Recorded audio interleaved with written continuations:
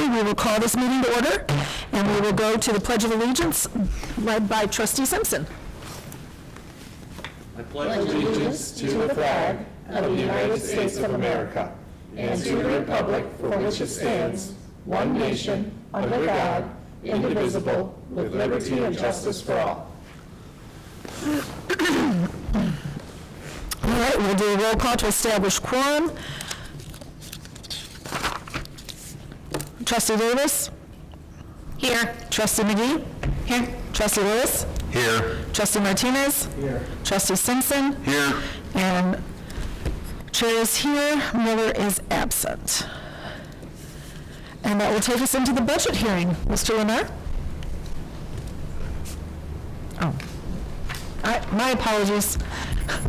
We're doing this a little different these days. I also need the acceptance of the agenda. I move to approve the Board of Education regular meeting agenda for June 22nd, 2026 as presented. Second. It's been moved and seconded to accept the agenda. Roll call vote. Trustee Davis? Aye. Trustee McGee? Aye. Trustee Lewis? Aye. Trustee Martinez? Aye. Trustee Simpson? Aye. And the chair votes aye. Thank you. And now we will begin the budget hearing. Thank you, Mr. Lennar. We're ready. Okay. Well, good evening and welcome to our 26-27 budget hearing. On June 11th, there was an ad in the newspaper that advertised for this meeting. I can see a lot of people read it. And they wanted to show up and for this. But the law says that we have to have that ad in the newspaper at least 6 days prior to the meeting, and we met that obligation, and so we're here this evening to present our budget to you. Within the information you have the PowerPoint that you're going to see this evening, and you have other documents, supporting documents that we're not going to get into details, but you're more than free to ask questions about them. Calculations on how we're calculating our state aid and all the revenue changes. A copy, one of the other sets is all of the actual budgets that we're going to ask you to approve. And then the final one is sort of an updated one that shows the detail of all the different function changes with an anecdoted couple of words of why they change from one year to the next. So we've got quite a bit of information there for you. The ad in the newspaper said that you cannot approve the 26-27 budget until we've had this hearing. So I believe this is later on our agenda for this evening. So with that, we'll get started. While we're presenting a 26-27 budget, it would be nice to say that we think we're going to have a state aid bill, but we can't, and so we don't, and we're using our best estimates in terms of what we think is going to happen and how it's going to affect us for this next year. So this evening, being an old teacher, I always like to tell you what we're going to share with you first. And so this first one has all different kind of bullet points of the general fund, which is our main fund that we want to spend the most time on, and then the other funds in terms of what we'll be talking about also. So each one of those will have a slide or combination of slides that we'll be talking about. So let's start with the basic assumptions. And the first basic assumption is, it seems like a very simple one, but it's a combination of, well, what will the foundation grant increase be, and how much revenue will that bring in? Well, and this somewhat simple little calculation, foundation grant times student times the taxes, gives us an idea of how much money that formula will bring in. I want to point out that this formula, when you add the local taxes with the state money that comes with it, that's how the total foundation grant works, is 74.5% of our total revenue. So when we talk about this simple little formula, our pupil count is very important. What we're getting from the state of Michigan is very important. The taxes, while they're always important, don't matter, because if we get more or whatever we get in taxes, it changes how much we get in state aid. It doesn't change the total pot, it just changes which pot it comes out of. While we're talking about taxes, I do want to mention in that ad that I mentioned earlier, in bold 12-point type, it says in there that during this budget hearing, that the millage rate will be discussed at the meeting. And so I'm here to tell you that we will be, and you've approved already the L4029, but in that ad it said we would discuss it. We've discussed it. Okay, so we can check that off the points there also.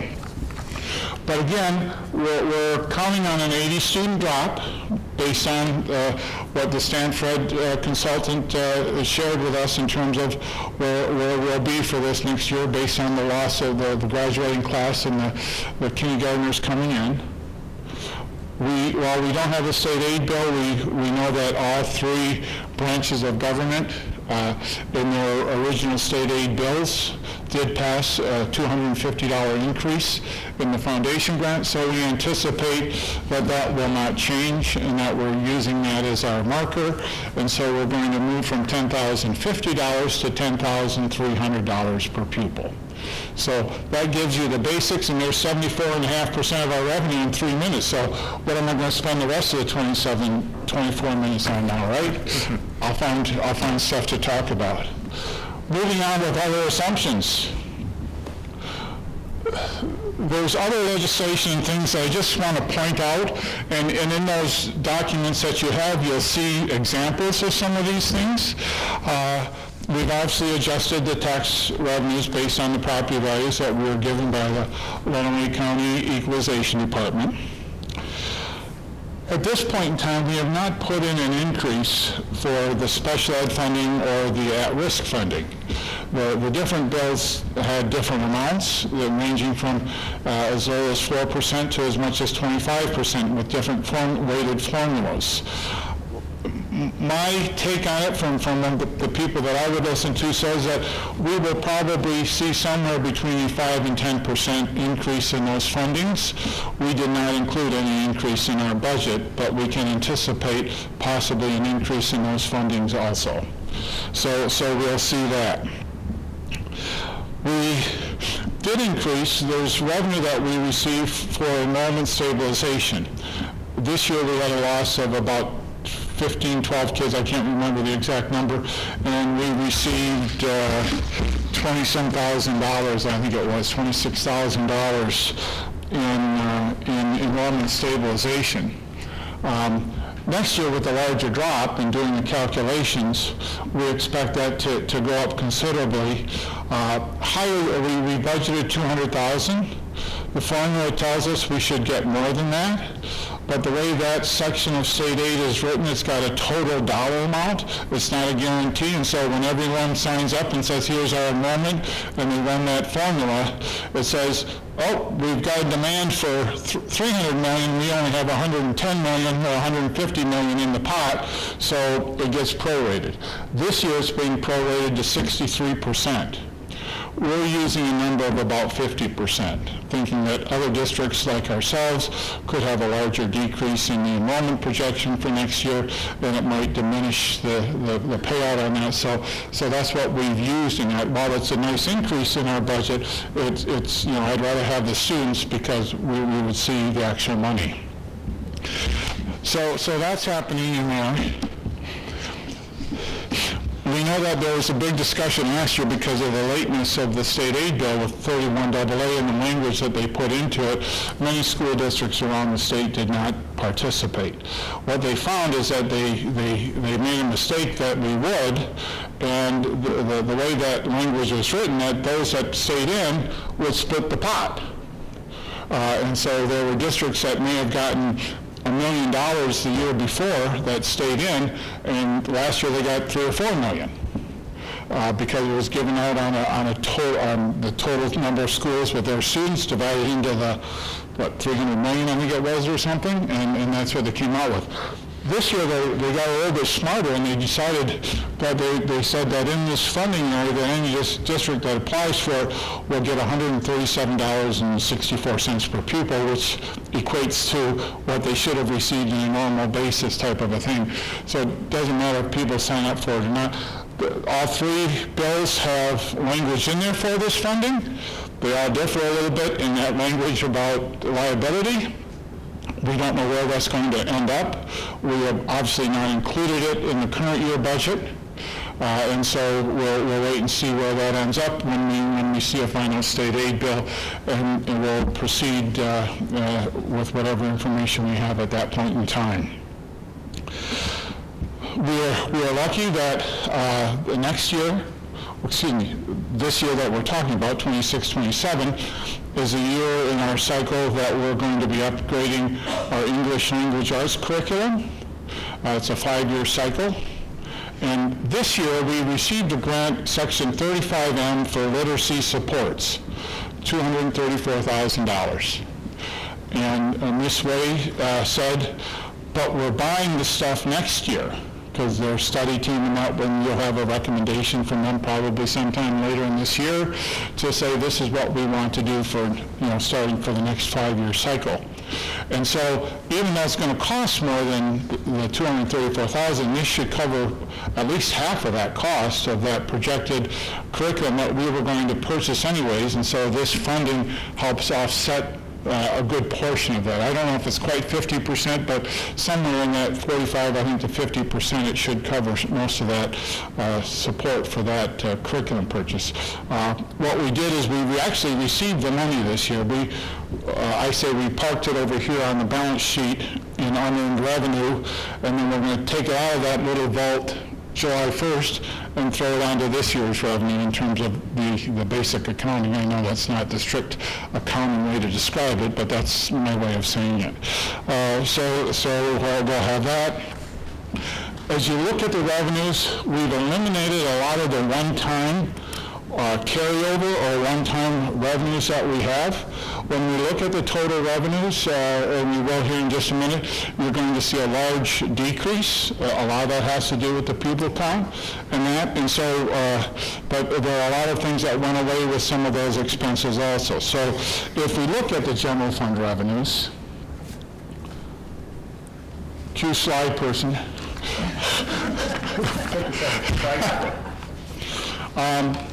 In basic numbers, what we're looking at is that the general fund revenues are actually going down just over $1,140,000, I think. Yes, $1,146,000 in the next year. The biggest change is happening in the state revenues as you look up there, and you see they're dropping from just over 28.6 million to 27.388. A drop of $1,227,000. In total, the overall revenues are dropping by $1,146,590. But when we look at that net change of it could be scary when you look at $1 million loss of revenue. Almost half of it, $536,000, is tied to some of those one-time monies that had an expense to it. Like this year, there was a educator compensation, $300 and some thousand that we received that we paid back to staff. Well, that goes away on the revenue side, but it also goes away on the expenditure side. So when we look at that million plus in loss in revenues, $536,000 of it has tied expenses to it too, so it's not a gross loss of that. It is still, when you get down to discretionary money that we're losing with the loss of students, even with the $250 increase, it's still a loss of about $610,000 year over year of what we'll call unrestricted or available funds for us to spend. So it's those kinds of things. So it looks bad, but it's not as bad as it looks, and it's what you would expect if you're taking 80 students out of the equation. When we look at it a little bit differently, you can see that obviously the majority of our funds come from the state of Michigan. That 74.5% number is mostly state of Michigan and a little bit of the local, because that's where the taxes show up. But you can see there's very little federal funds that we receive, and the transfers that we see there are from the monies from the ISD for different programs that they support, and we anticipate continued support of those programs for this next year. So they deal with special education reimbursement, career prep, vocational transportation, They help pay for some of Megan's salary with, I forget the name of that grant, but there's different things that they do for us that help support our programs, not only here but across the county. So that's what it's looking like on the revenue side. Okay? When we start talking about other basic assumptions, we move from the revenues to the expenses. And what do we know about the expenses? For the most part, it's what I call a status quo budget. It's not really fancy and schmancy and lots of bells and whistles and fireworks. There are some things happening in this budget where we had 6 or 7 people retire this past year, and all of them will be replaced except 3. So we've made reductions, and that's why you'll see some reductions in the expenditures of some staffing positions, one at the high school, one at the middle school, and one special ed, all in different categories. When you look at that individualized summary of expenditures. And so those positions are there, and then we're maintaining all other staff levels at end-of-year positions. Now, that's a little bit of a code word, but we had other people leave that may have been a one-on-one para and special ed. We're not changing our special ed programs and support, but some of those positions were above and beyond what we needed to do, and so as they've left, we haven't replaced them all. And so, but no one is being laid off in this budget. Everyone that was working for us has a job to come back to in August. So if anyone asks, well, but you reduced positions, yes, but we did not lay anybody off. So that's a key takeaway in terms of a talking point. And so that obviously is the biggest thing. All the other types of things in terms of supplies for the building budgets and different things have been maintained at their current level. Did review transportation costs and increase those slightly due to fuel costs in our contract with First Student, and the same thing in the maintenance area with utility costs are increasing, as you know, from your own home invoice or bills you get. The same thing is true here, we're just dealing with older buildings, and while we have a sinking fund in our own capital projects funds that we do for the bigger things, the little things still continue to nickel and dime us, and those costs continue to go up. What's a little bit of a saving grace, it doesn't seem like much, but the top retirement rate is going to drop from 29.91 to 27.51, a 2.4 percentage point drop. You know, you could do all kinds of percentages and say, well, geez, that's like an 8% drop in costs. I just like to look at the percentage point, 2.4. We pay out about $14 million in wages. Well, 2% is $280,000. And 0.4 of 140 is 64. So so it reduces costs by over $300,000 in retirement costs.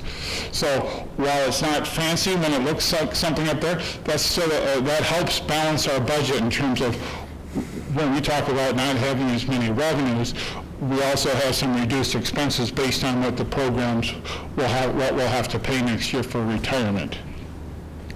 The other one, the unfunded liability that we get the money in and pay the money back, that's just money in, money out, but that will have effect. I rolled it over the same amount because we never know what that number is going to be until they send it to us in November. So 5 months into our fiscal year, we'll figure out what it is, and we'll go from there. But it's money in, money out, so it doesn't really change anything. It's just how we account for it at this point in time. So with that, we take a look at the expenses. Overall, I have to get my cheat sheets out here. I don't remember everything. When we look at the overall expenses, while we talked about revenues dropping over $1 million, expenses are dropping $879,000, almost $880,000. Remember, I said some of those things that we paid out that are coming out and the retirement rate, and that helps pay for things in here. The instructional area has the biggest impact. When we have 3 staff members retiring that we're not replacing. When we have the educator compensation, that was $350,000, all part of mainly paid to educators. Those kinds of things will have that impact on that basic programs and added needs area in the budget. The other parts of the budget had little adjustments here and there, different grant changes or different actual expenses that we could look at in terms of what was happening throughout the year. Some due to staffing changes within the business office with the shakeup that we've had in terms of that and where people are and the number of people we have and what we're paying them. There's not a whole lot in detail to talk about. I think the best thing is this little cheat sheet that you have gives a better little one-liner explanation, and I'm not going to waste your time going through all this and insult your intelligence by reading it to you. So you have the information, so study that so that if you get stopped at the grocery store, you know what the answer is. Okay? So moving on, the expenditures, this looks a little, it's too many little pieces of the pie, but I want to point out 3 pieces of the pie. And it's the big orange one starting at noon to like 5:30, and then from 5:30 to 7 we see that other lighter shade there next to it. That is our basic programs and added needs. And what's key about that, and I've seen things over time that over the years there was always a talk that at least 60% of your budget should be on instruction. And when we add the basic programs, which are elementary, middle school, high school, preschool and summer school, our added needs, which are special education, Title I, at-risk, and vocational education, those items actually equal 60.1%. So over 60% of our budget goes directly into classroom instruction of teachers in front of students. So that's a pretty reasonable number that you would see nowadays, I think, when comparing other budgets. The larger item there between 9:30 and 11:30 or so is our maintenance to operation. And it gives you the percentage on this chart here. It might be a little bit hard to read, but 11.7% of our building goes to Josh. He's happy.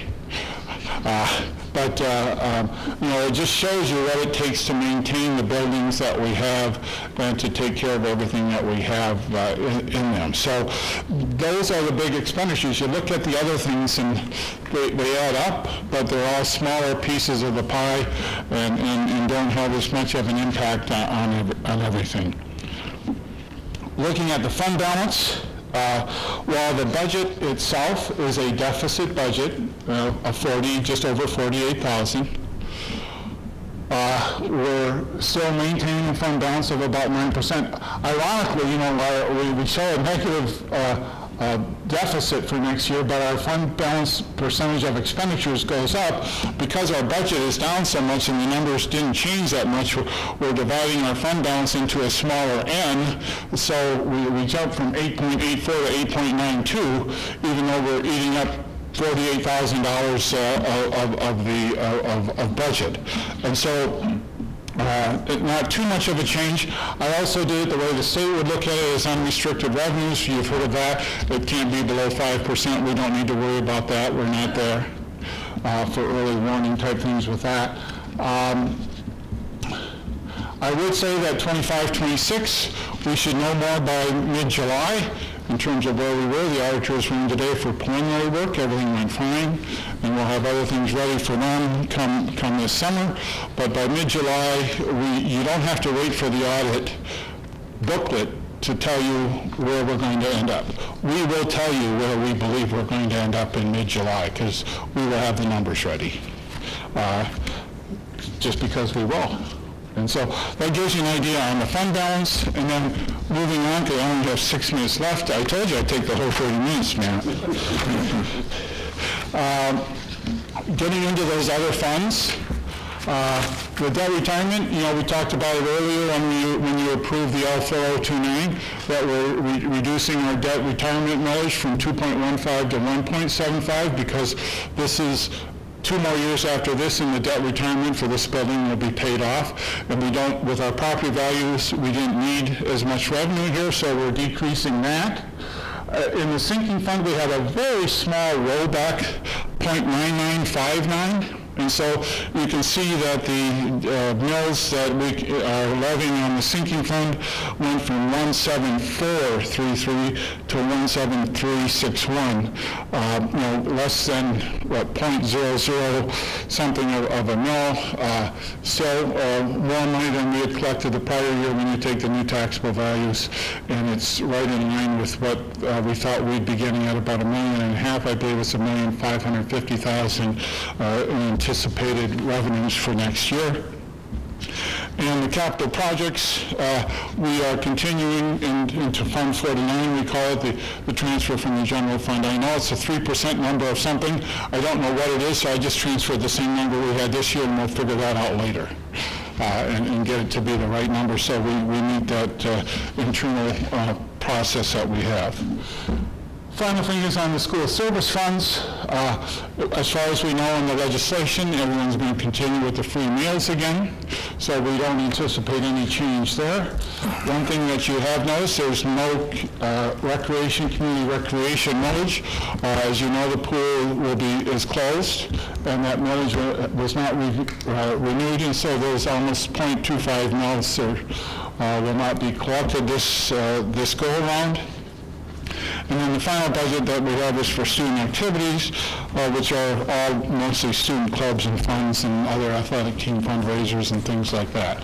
And that's about it, in a nutshell. I don't know if it's too much or not, but you've got plenty of documents here that support all of these, and I guess I'll leave it open for questions if there are any. Trustees, any questions for Steve? The 31AA, is that just going to be the same as last year? I mean, the guns to your head, you either sign the letter that says you won't. They say they're going to make it so it's not as, they want to try and make it so that everyone can participate in it again. I think it will still have, it's changed the language a little bit. I don't know exactly where it's going to come out, but it won't be quite as, what's the right? It just had a lot of unanswered questions in it with the verbiage that they use, and I think they're trying to clean that up to make it easier for our attorneys to say you're okay signing it. Because that would be a nice shot in the arm, right, if we could get that too? Yes, it would be. It'd be about like 130? About $200,000 or $300,000. That much, okay. Or more, yeah. I think it's still moving through the court. It is. So, Any other questions, trustees? Steve, just based on your vast experience, are there any areas of our budget where we're higher than kind of like the average in the state for percentage? So for areas in our budget, are there any areas in our budget where percentage-wise we are higher in expenditures than other areas of the state, or the average? It's a great question. I'm sorry I had to move back. My wife gives me a hard time because I haven't got my hearing aids yet. I was thinking about that while I was looking at things. When I had to slide up there on expenses, one that school districts like to use, and Matt doesn't even know about this, is what do we spend on administration in our district compared to others? And I didn't get a chance to look at it, but there are reports on the state aid website that you can compare what is the statewide average for general administration or for school administration, and you can do some comparisons, and it actually tells you where you rank out of the 800-some schools in the state of Michigan, where you rank. And so I can find some of that information out and share it with you. I think based on the numbers that I'm seeing, I think we've met, as far as what we spend on instruction versus administration, that's always, I guess, the key go-to, because most people think you're always too top-heavy. That's a general philosophy that people always say. And so I'm very sensitive to that, and I like to follow that. And I would think we might be a little bit high on our maintenance to buildings, but it's because we have older buildings. And so that, it takes us to that number. You've got districts that have had bond issues and have newer buildings or bigger sinking funds for longer times, and so they've been able to maintain their buildings differently than we even have to with our general fund. So there are some things like that, but I don't know, how many square miles is our district? 43. Great question. I know that large. I know that in Holly we're about 125 square miles, and we have a lot of ground to cover. We can drive 25 minutes before we pick up the first kid on some of our bus routes, and so we have more miles. I always used to tell the board we drive to Florida and back to Florida every day and never leave the school district. And so when you start thinking about how many miles, I don't think we travel those many miles here when you look at our budget. But those are great comparisons to start looking at, and I can get some information together on that. Because I do think about those things. Thank you. I've gone over a minute now. Our regular board meeting? I just want to say thank you in general. I know you've been preparing for this since at least January, and it shows. I really appreciate the line item details that you gave, the fact that things didn't change, literally up until the minute you prepared us. Your communication was great. And honestly, even knowing how we finished the year in July instead of maybe November is actually a strong feat. So kudos to you, and it's a great job. Thank you. I appreciate it, Heather. We appreciate you stepping in. Thank you. Thank you. All right, that will take us into good news. Okay, thank you, President Brooks. Trustees, good evening. Trustees, I have some good news to share tonight, and you know that with school being out for summer vacation, things tend to slow down a little bit. They don't entirely stop, but they do slow down. But that doesn't mean our kids and staff aren't still showing off. And so I want to highlight a couple of those things tonight. First up, I'm proud to announce that two of our students, you may have seen this on Facebook, but two of our students are going to be touring Europe this summer with the Blue Lake International Exchange Program. E.B. Book, class of 2028, is the member of the Blue Lake International Symphony Band, and Lucas Gray, who just graduated, class of 2026, is a member of the Blue Lake International Symphony Orchestra. And both students who play trombone, have played trombone here at the high school, were accepted into this program after a very stringent and thorough application process. So they are off. They'll be visiting various countries, including France, Belgium, Germany, Switzerland, and we couldn't be more proud of these two. And it's another example of the tremendous fine arts and music programming that we have here in the Tecumseh Public Schools. Next up tonight is a spotlight on our students and staff who make up the Tecumseh Middle School Builders Club. You know that they do this every year. They raise money. This year they raised $1,700 for Mott Children's Hospital, and they presented it just this past Tuesday morning at the Kiwanis meeting, and they really did do another exceptional job of sharing their intent, what they do. A representative was with us from Mott and shared a little bit about their thankfulness for our group and what they do with our donations, and it's just another kudos, really, to the Middle School Builders Club, the staff who support them, and the Kiwanis volunteers who also give of their time. And 'tis the season. June tends to be the slowest month, trustees, for enrollment, but 'tis the season for enrollment, and I just want to remind you, in particular, our community, we are enrolling for our GSRP preschool classes. We have a number of students already enrolled, but we're always looking for more preschool students, as well as a general overall enrollment reminder. Kindergarten young fives are coming in all the way through 12th grade. They are choosing us and enrolling every day. And you know, trustees, that when we launched our enrollment with schools of choice for the 26-27 school year, we actually did a limited enrollment window for 1st through 5th grade. We did have some applicants, and we were able to honor all of those applications for 1st through 5th. And then, of course, just as the window had closed, we had some further expression of interest, and we actually have a couple of spots remaining. So I will be bringing to you in July a discussion for another enrollment window for 1st through 5th grade schools of choice students, because one, people see us and have interest, and two, we have some space. It's not a lot. It's not a lot, but we have some space availability, so we would like to offer our programming, and I'll say much more about that in July. President Brooks, thank you. Thank you. And that will take us to public comment. Do we have any public comment at this time? All right. Seeing none, we will go on to schedule reports, and that will take us back to Mr. Lemire. Thank you very much. The treasurer's report that you have this month, while Amanda is not here, for those of you that don't know, she was just married a year ago, so she just celebrated her first wedding anniversary, and she and her spouse had planned an anniversary getaway when she was still working at the other place, and that's this week, so she's not here. But I want to tell you that she is the one that put together this treasurer's report. She started on May 18th, and she learned enough with a little guidance from me. She dug in and got all the data and took care of getting this together for you. And so she's already made some huge strides, I believe, in terms of getting on board and doing things. And so she was the person that put this all together this time, and will continue to do that as we grow in her responsibilities. There's not a lot of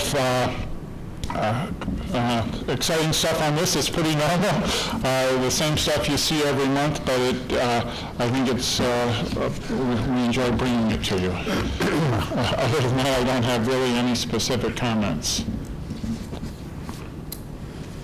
Trustees, are there any questions regarding the monthly financial reports? This is a new model since Steve has arrived. I'm so excited about this because we started this in November, because October I just started. I think we saw it for the first time as a sample in November, and I just love it. But I hope it gives you the information that you need also.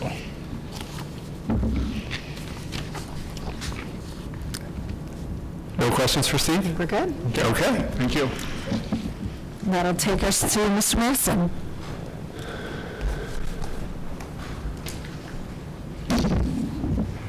All right, good evening. First thing up is the Safety and Facilities Committee. We met last Thursday, and the first thing on there you'll see was a properties update. I'm going to pass by that because Mr. Hill will be talking about that later this evening. But under the Director of Operations report, we talked about the progress on the softball dugouts. If you've been by there, you'll notice that the dugout is down now. They have got that removed, and they've got the new footers in there, and we're just working to get the permits and everything from the state so we can move forward with what we need to do to construct that. Pool update has not changed since the last time we all talked. We've, of course, delayed that till the spring in order to align better with not only the student usage of our buildings, but also bidding and all the vendor schedules as well. So that's still on track for the spring here. Landscaping and grounds. We talked about this because it was brought up by a couple of people, including one of our board members, that had some concerns over the amount of money being spent with F&S. Landscape, So I did want to point out, and I pointed out to the Facilities Committee and also to the board here, there is a lot more to what FNS does than just snow and lawn removal. They also help us set up and tear down events like our graduation, events at the TCA.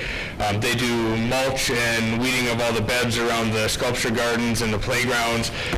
They do a lot of other things other than just mow and snow plow. So if you look at the last 4 to 5 years, we've been very close every year in the same amount we're spending, with a few spikes. Last year being some playground moves from Herrick Park and Patterson. This year we had to bring in mulch for some of the playgrounds because we have to have at least 6 inches of mulch for the insurance company's purposes. So there are a few little anomalies, but for the most part it's held pretty steady. We did do some price checking to make sure that we're in line, and that documents were shared with you guys as well. FNS has put together their cost per time for mowing and snow plowing.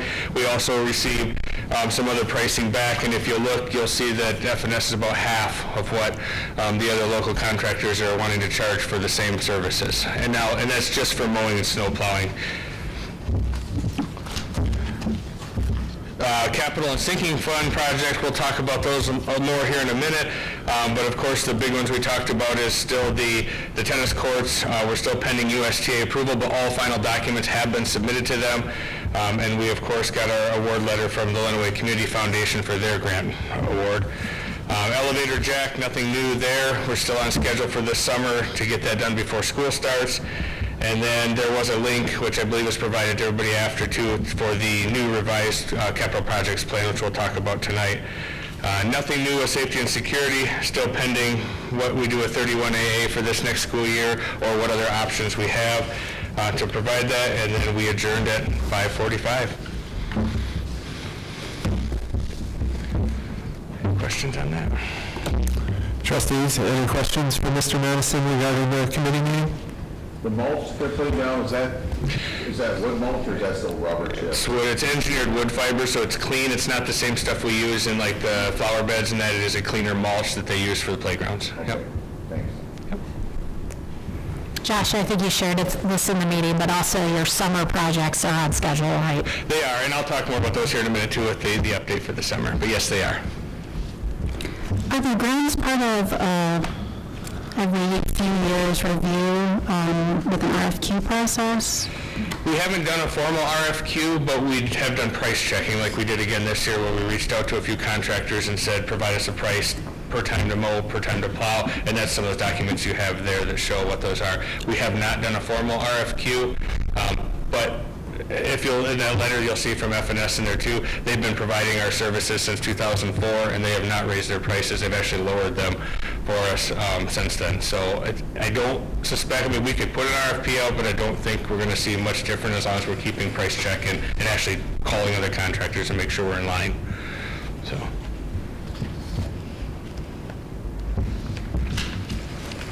Anything else before we move on to capital projects? All right. I'm sorry, just one more question. Is that included in the budget that we are talking about for today? Is the increase? That increase in services there, yeah, yes. That is that proposed price is what's included in the budget. Okay, thank you. Yep. All right. It's you again. It's me again. All right, so operations update as we're winding down this fiscal year. We want to take a minute to go through an update on where we're at with capital and sinking fund, and then also some general fund projects that we're doing this summer. So first slide, like I said, the link was shared for the full packet. This is just the summary page that goes through and talks about what we're doing at each building. You'll see that as we're looking ahead to the end of this sinking fund, we are in the positive position. But as we start looking out to year 6 and year 7 of after the sinking fund ends, we of course are starting to accumulate some capital needs still, and of course that's going to continue each year. As Mr. Leonard mentioned earlier about our aging buildings, they're not getting younger, so there's going to be capital needs continue, though we are doing our best to maintain and improve and repair as we can go through here. So one of the things we say is, how do we prioritize what we're doing year 1, 2, all the way out to what's getting moved to maybe year 6 and 8. So on the next slide, This is kind of a summary of our operations strategy and what we're using. Of course, the first thing is prioritizing need, and that is warm, safe, and dry buildings for our kids. So that is always priority number one. Number two is to continue to find additional savings and funding mechanisms. So some examples are like the tennis courts we're looking at now, where we have an opportunity to have more than half paid for through grant funding. That's something that we'll then prioritize that in the list. Also, with E-rate funding of 70%, one of the things we're looking at right now is there's been some chatter with the federal government about limiting or reducing the E-rate funding. So those are one of the things that while we have guaranteed E-rate funding coming, we want to get those projects done. So that helps to also then move what's in the front of the list versus what's in the back. And then, of course, curriculum and program-driven needs.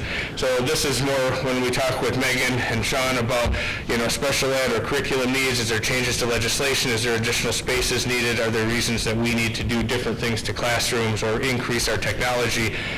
Those, of course, are part of that strategy to decide what comes first in that capital and sinking fund list. All right, on the next slide here, you'll see that here are currently what we have for sinking and capital fund projects through 2028. This aligns with that summary and that full link that you have for the projects. You'll notice a number of these that are already in progress right now, or like the hydration station replacements here, where a state mandate that had to be completed here by the end of June. A lot of these, when you get down past about a third of the way down the page, are still estimates. They are not hard numbers. A lot of these things are being bid out this fall, but these are cost estimates provided by our architectural engineering companies. So again, the pool demolition, the high school fire alarms, the middle school roof replacement, these are estimates based on their knowledge, and when the hard actual RFPs go out this fall, we'll have numbers and we'll adjust these accordingly, but these are what we're projecting. If you look at this is about $10.5 million worth of work between capital and sinking funds. And like I said, this aligns with that summary page, and it also aligns with the amount that we're expecting to receive from sinking fund and the 3% allocation from the board. Okay, the next slide. In addition to the capital and sinking fund projects that are being scheduled, this is just a small list of some of the things we're doing this summer. You'll notice a lot of it is just painting and flooring. This is in addition to the deep cleaning and the normal maintenance and upkeep we do in the summer.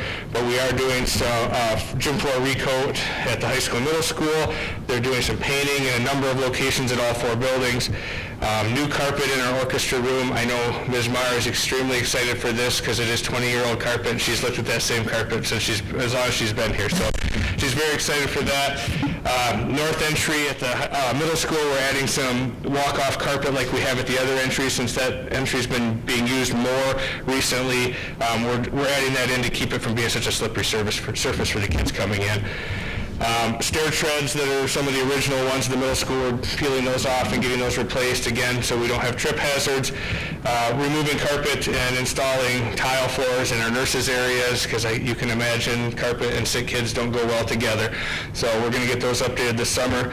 And then, of course, some of the damaged and stained tiles throughout the building, we'll swap those out. That is one reason we use a lot of walk-off carpet tiles. It's easy to swap those out and not have to recarpet a whole room. Upgraded elementary network switches and access points. We're working on that. That's more of that E-rate that we're trying to get done this summer. We did the high school, middle schools last couple summers, so those are in progress. We've got 12 new BenQ smart boards for the high school classrooms, and the kind of flip side of that is removing all the old TVs. You might have noticed the 2 that were in here are gone now, so we're taking all these old TVs out and updating to the new smart boards. And then, of course, the standard HVAC maintenance and filter replacements that we do every summer, make sure that our classrooms are ready to go. Do you have any questions? I thought I saw it there. Did we end up getting a little bit of a grant for the hydration stations? We end up with $35,000 from the state of Michigan, yeah. So we did finally, at the 11th hour, the last pot of money they had, they did give us 35 and some change there. So, yeah, so I'm actually working with Mr. Lenar and with Megan this week to make sure we get all those invoices sent in and get that collected. So. Awesome, thank you. Thanks for continuing working on that. It was getting a little depressing. Right. Thank you. Great, thank you.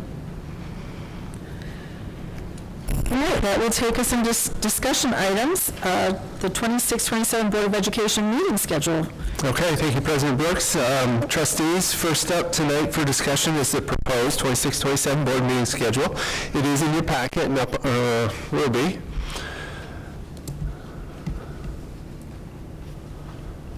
And is now up on the screen. So trustees, President Brooks and I had some discussion about this, and we came up with a proposal that essentially have no changes to our typical second and fourth Monday board meeting schedule, proposing that we do keep one meeting in March and in May, as the fourth Monday in March is spring break, and the fourth Monday in May is Memorial Day. December is also typically a one-month meeting due to the holiday break. Trustees, essentially this is a schedule for 26-27 that mirrors the 25-26 board meeting calendar schedule. So I'll pause here and open it up for any questions or thoughts.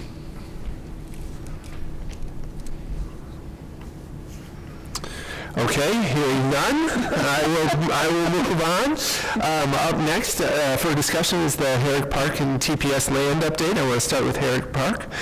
Trustees, I have two updates for you in regard to this evening. The first one is that I want to provide you with an update about a new offer that has come in for the Herrick Park property from Mr. Brown.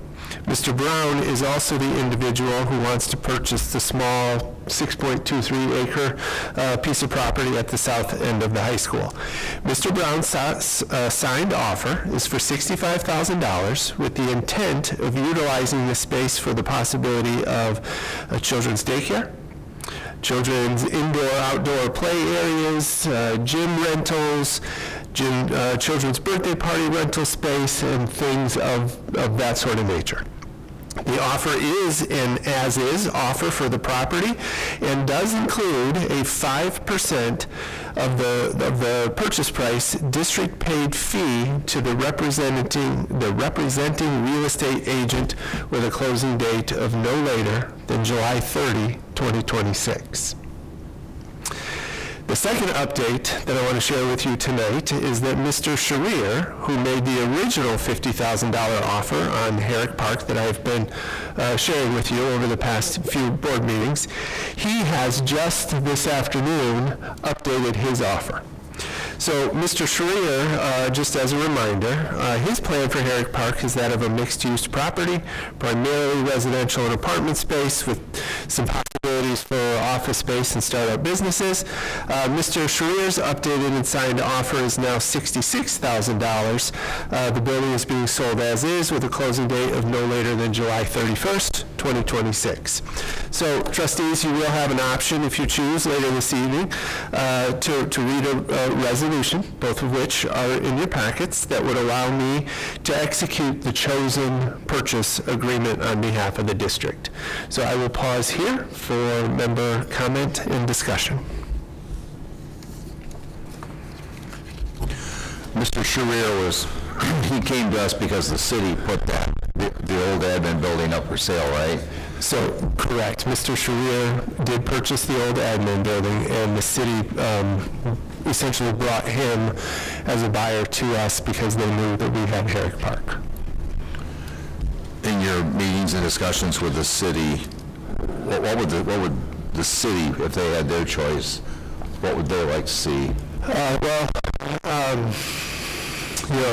don't want to speak for them, but given that they have brought this potential buyer to us, and I know he has already taken steps with the old admin building, which he has tentatively dubbed, and now I'm losing it, Schoolhouse Commons. That's his intent for residential apartments there being the Schoolhouse Commons. So I do believe they would be very supportive. They're looking, and so they're still pushing to try and get more housing in the city of Tecumseh. It's what, okay. Absolutely. They were centered on that a year ago with. Absolutely. And anecdotally, and I did ask if I could share this, Miss Clark, who is on her one-year vacation, anniversary vacation. I was talking with Steve and her about these offers.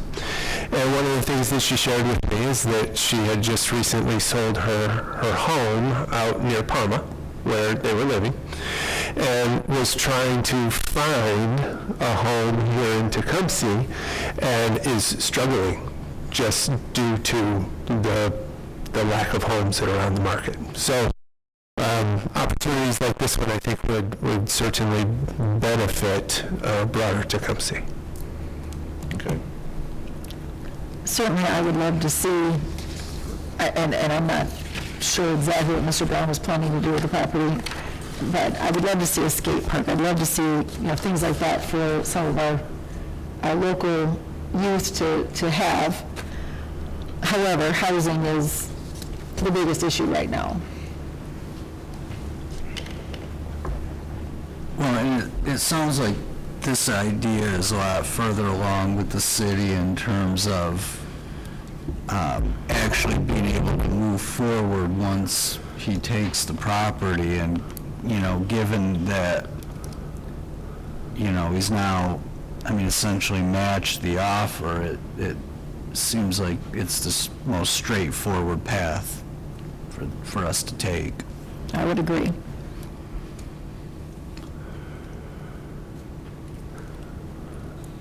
Need a few more minutes to review. How much money again are we getting for the high school property? High school? Oh, I will speak about that in a minute, but it's $32,000. 32, sorry. 6 acres, right? 6.23 acres. Has he stated any concerns with that sale Mr. Brown? if Herrick Park doesn't go through? No.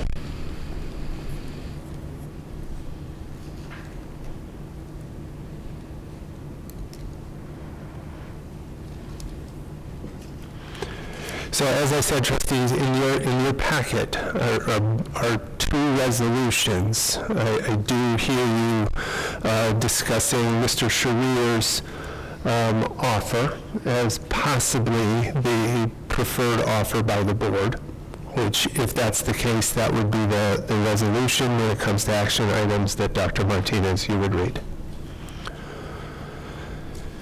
Anything else on Herrick Park? Okay, so then just a quick update on the high school land offer. Nothing new here, trustees. You know that we have a signed purchase agreement for the 6.23 acres out at the southernmost end of our high school property. Just to say it again, the purchaser has agreed to pay for the state survey of the property. The sale is contingent upon a land division approval from the city of Tecumseh, and the buyer will work with the city on this process. The property will be sold as is, with the offer expiring on June 23rd. And again, you have a resolution in your packets that would allow me to execute the purchase agreement on behalf of the district. Any questions regarding 6.23 acres?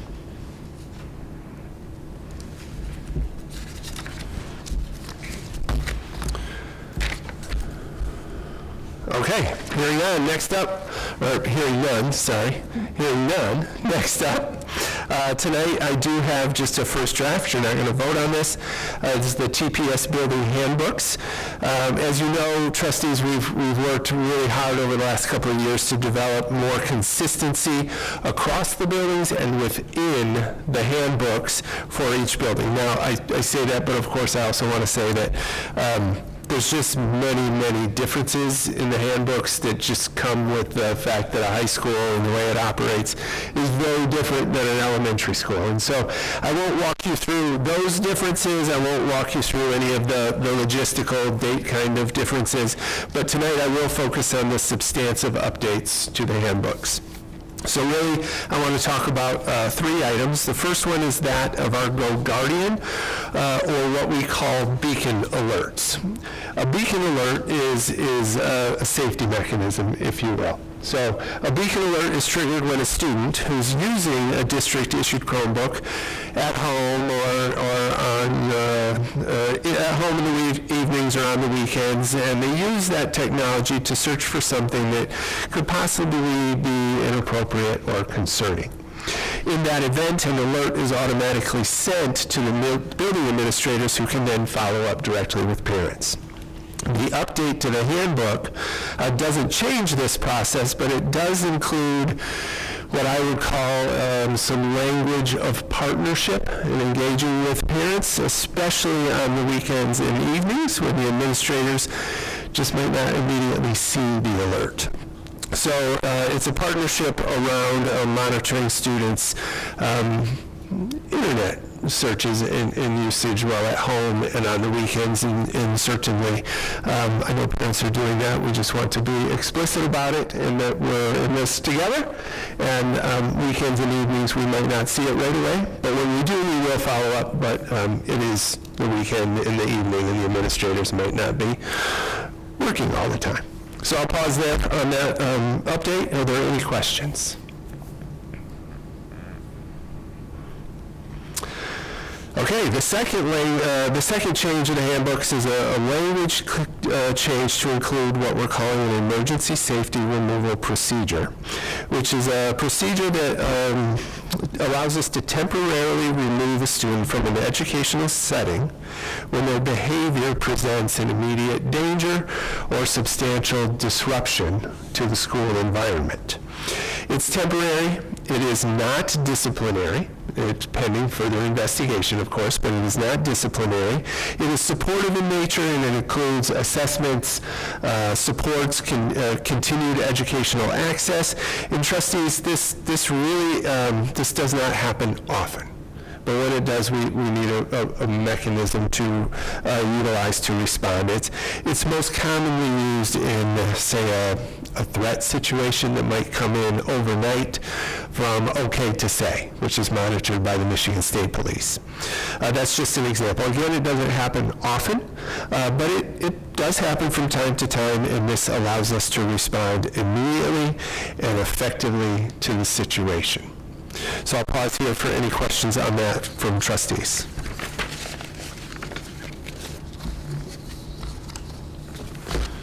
I just have a general question about all these changes. So these have been run through QUORUM and made recommendations? Okay. Yes, absolutely. Last update has to do with a cell phone policy. You might know that the state of Michigan recently passed some legislation about updates to a cell phone policy. I have the draft language from TRIM, and they keep us in line with state law. That will first go to the policy committee and then to the full board, and wherever the full board lands on the cell phone policy, that's what will get dropped into the handbooks. So no decision yet, but more on cell phones coming very soon. All right, moving on. The next agenda item is the preschool handbook. Trustees, there are no changes to the preschool handbook for this year. I will open it up for any questions if you have them. Did the handbook previously have anything about tuition payments, those sorts of things that we're not doing? So I don't believe there's anything in there. I will double check it, but I don't believe there's actually anything in there about tuition.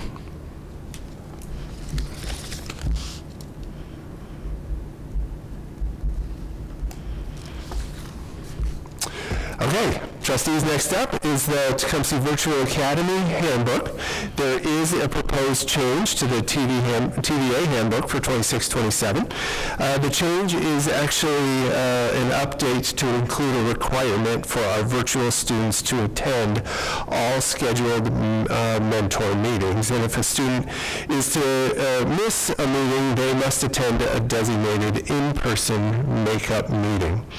We're doing this because it's really an effort on our part to ensure that our children in our virtual program are meeting weekly with our teachers, which is actually a requirement of virtual academies to meet weekly with their online teacher. It is also, trustees, a way for us to make sure we're checking in with each of our virtual academy students, gauging their progress, we're answering their questions, we're giving them feedback and support and guiding them effectively through our virtual academy. Are there any questions on this proposed, not necessarily a change, but an additional requirement? How would that additional requirement can't be a campus? Students are Yes. We will go to them. Yep. Yes, great question. Yes. Okay, next up is the child care handbook, and trustees, again, there's no pending changes to the child care handbook for this year. Last up for discussion this evening is our fee schedule. Let me pull it up here. I want to start with our food service fee schedule. I'll put it up on, it is in your packet, but I'll put it up so you can see it as well. So trustees, as Mr. Lennard mentioned earlier, the state of Michigan, at this point in time, continues to be supportive of a free breakfast and free lunch for all students. So the prices you see in your packet and on the screen are the prices students would be charged for a second breakfast or a second lunch, and reflect no changes from 25-26. I will go through each of them and then take questions. In terms of athletic prices, let me pull this one up. Trustees, you might remember that we did raise our prices going into the 25-26 school year, so we are proposing that we hold our ticket prices as is for 26-27 with no change. This does keep us in line with other area schools and within the SEC conference schools as well.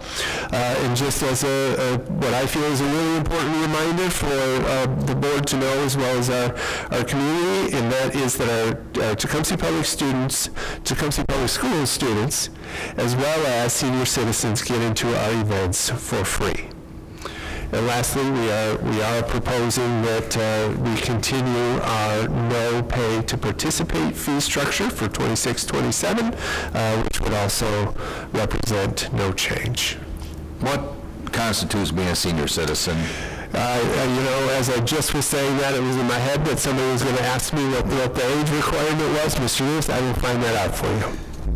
I hope it's not the AARP where they get it down below 50 so they get more membership, because that kind of doesn't quite seem like a senior citizen. I will find out. Yep. And should we designate that is also at Tecumseh only? So we've said that students are free here? Oh, these are for home, correct, home events. I can add that in there to be clear. Just to, Yep. We would hate for them to show up somewhere else and... Think they're really good? Yep.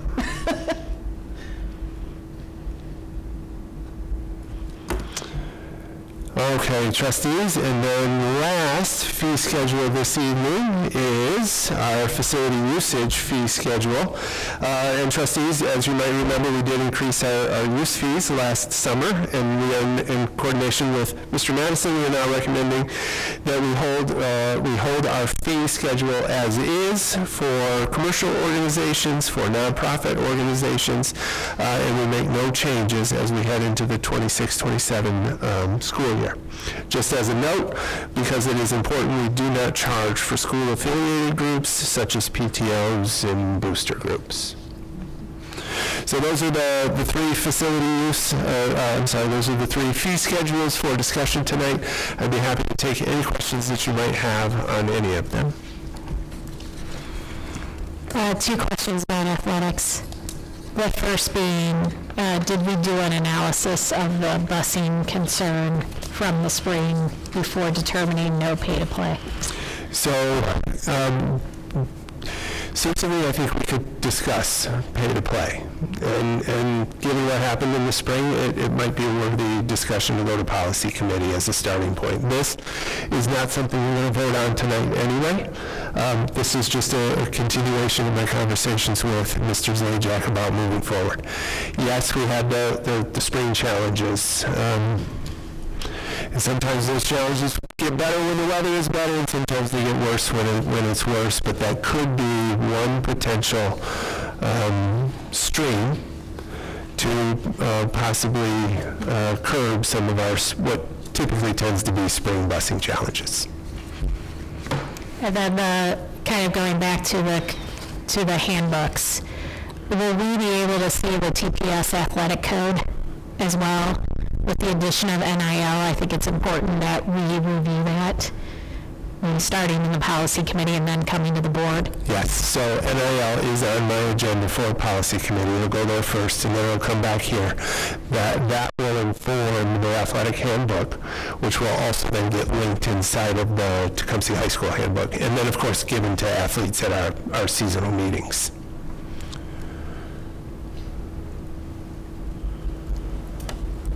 One quick question, did we do any benchmarking on pay to play for other schools in the area or like-sized schools? So I have no hard data. I do know anecdotally it's kind of all over the map, but I will pull some comparables as we take this to policy committee. Thank you.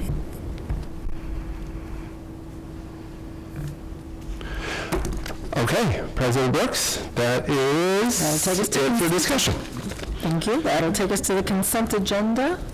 Dr. Martinez? I move to approve the consent agenda as presented. Second.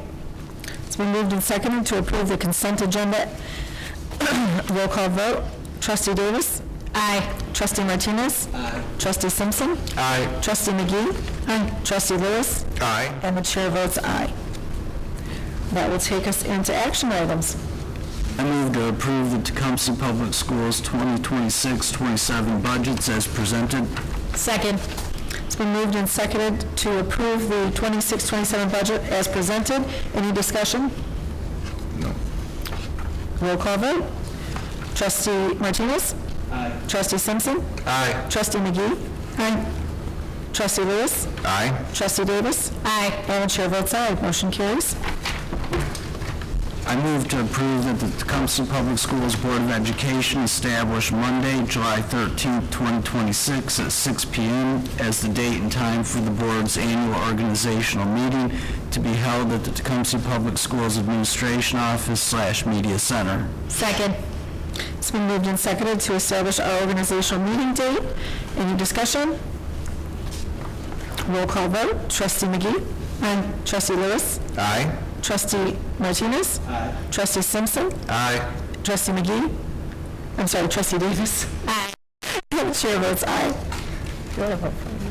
I move to approve the Tecumseh Public Schools, I move to approve that the Tecumseh Public Schools Board of Education approve the 2026-27 Michigan High School Athletic Association membership resolution as presented and authorize the district's continued membership in the MHSAA for the 2026-27 school year. Second. Roll call vote. Trustee Martinez? Aye. Trustee Simpson? Aye. Trustee Davis? Aye. Trustee McGee? Aye. Trustee Lewis? Aye. And chair votes aye.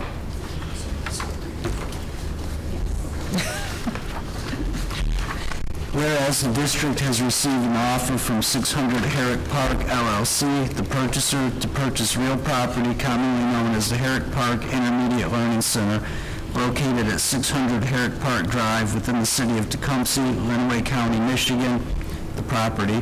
And whereas the board has determined that it would be in the best interest of the district to sell the property to the purchaser under terms and conditions contained in the purchase agreement attached hereto and made a part hereof as attachment 1.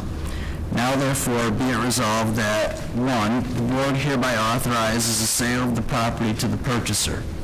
2, the board authorizes and directs Matthew Hilton, the superintendent, or his designee to execute the purchase agreement substantially in the form in attachment 1 and to make any revisions to the purchase agreement not inconsistent with this resolution and to take any other action to sell the property, including signing closing documents, all subject to review and approval by the district's legal counsel. 3, all resolutions and part of resolutions insofar as they conflict with the provisions of this resolution be and the same are hereby rescinded. Second. It's been moved and seconded for the Herrick Park resolution to be sold for the offer that was presented by Mr. Hilton. Is there any discussion? Roll call vote. Trustee Lewis? Aye. Trustee McGee? Trustee Davis? Aye. Trustee Simpson? Aye. Trustee Martinez? Aye. And the chair votes aye. Whereas the district has received an offer from Alfred J. Brown, the purchaser, to purchase approximately 6.23 acre portion of vacant real property located on the south end of the district's high school property at 760 Brown Street within the city of Tecumseh, Lenawee County, Michigan, property. And whereas the purchaser owns neighboring unimproved property at 803 West Chicago Boulevard, which is contiguous with the property, so he effectively wishes to extend his property line. And whereas the purchaser would be subject to a survey and a land division approved by the governing municipality, both at the purchaser's expense. And whereas the board has determined that it would be in the best interest of the district to sell the property to the purchaser under terms and conditions contained in the buy and sell agreement attached hereto and made a part hereof as attachment 1. Now therefore be it resolved that 1, the board hereby authorizes the sale of the property to the purchaser subject to a survey, approved land division, and other terms and conditions contained in the buy and sell agreement. 2, the board authorizes and directs Matthew Hilton, the superintendent, or as designated, to execute the buy and sell agreement substantially in the form and attachment 1, and to make any revisions to the buy and sell agreement not inconsistent with this resolution, and to take any other action to sell the property, including signing closing documents, all subject to review and approval by the district's legal counsel. 3, all resolutions and parts of resolutions insofar as they conflict with the provisions of this resolution, being the same, are hereby rescinded. Second. It's been moved and seconded to accept the purchase agreement for the 6.23 acres. Roll call, any discussion? Roll call vote. Trustee Simpson? Aye. Trustee Martinez? Aye. Trustee Lewis? Aye. Trustee McGee? Aye. And Trustee Davis? Aye. And chair votes aye. That will take us to board member comment and discussion.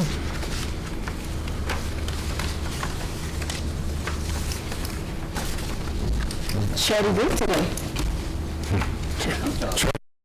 Trustees, I'm not talked out, and I know that this is board member comment and discussion, but I would just like to give a heartfelt thank you to Mr. Lennar, who came in at a difficult time and on not even a half a day's notice, that he showed up the next day and has really worked to take care of us in many ways, and he has been I can't even describe to you the type of support he has been to me. I have learned so much about public school finance that I don't think even most superintendents know, and I've been fortunate to have some time with him. One class you take. Yeah, that one class that I took, yes, right? But so I could keep going, and I won't, because I don't want to, say too much about him, but Steve, thank you, sir. Absolutely.